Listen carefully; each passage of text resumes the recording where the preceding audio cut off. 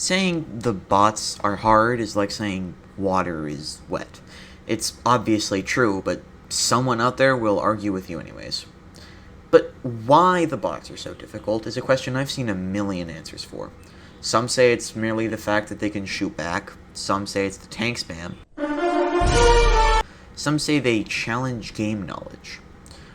But none of these answers ever really satisfied me. In fact, this question kind of stumped me. It wasn't until the recent edition of the War Strider that I got it. In fact, I think there's three main methods that the automatons use to not just be difficult, but specifically to create chaos. By the way, subscribe to the channel, it really helps me out. Okay, in order to illustrate my 3 points, I'm going to simulate a mock battle.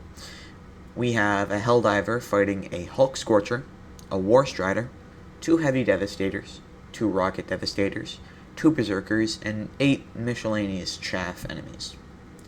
In the distance, observing a fight, there's a cannon turret trying to get a shot on the Helldiver.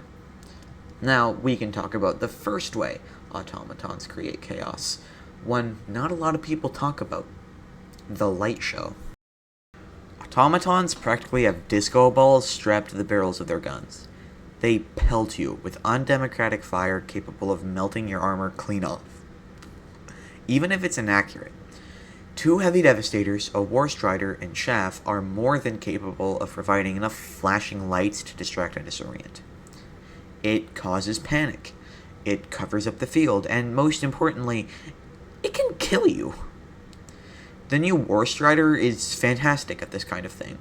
It has these 2 railguns, mini laser I have no idea what to call these things. They're actually pretty unique. Anyways, they have a glowing charge-up effect, lots of red muzzle flash, and a bright red laser darting towards you.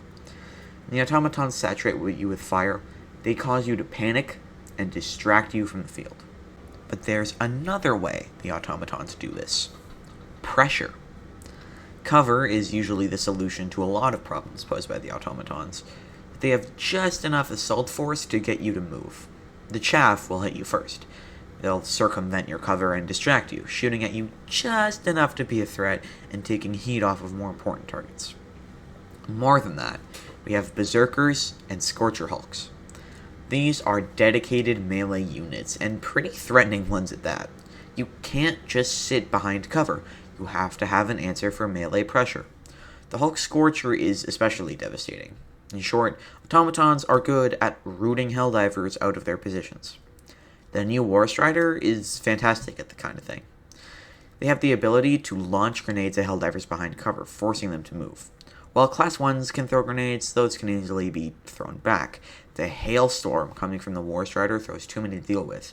You will have to move. When the automatons constantly uproot your position, you're forced to leave cover. But the automatons also have an inhibitor.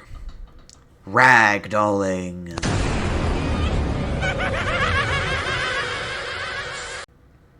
While many consider it annoying, it's undeniably important to creating chaos. Why? Because it stops you from fighting against the other 2 methods. To explain, the usual solution to pressure is moving, and the usual solution to a light show is returning fire to thin the horde.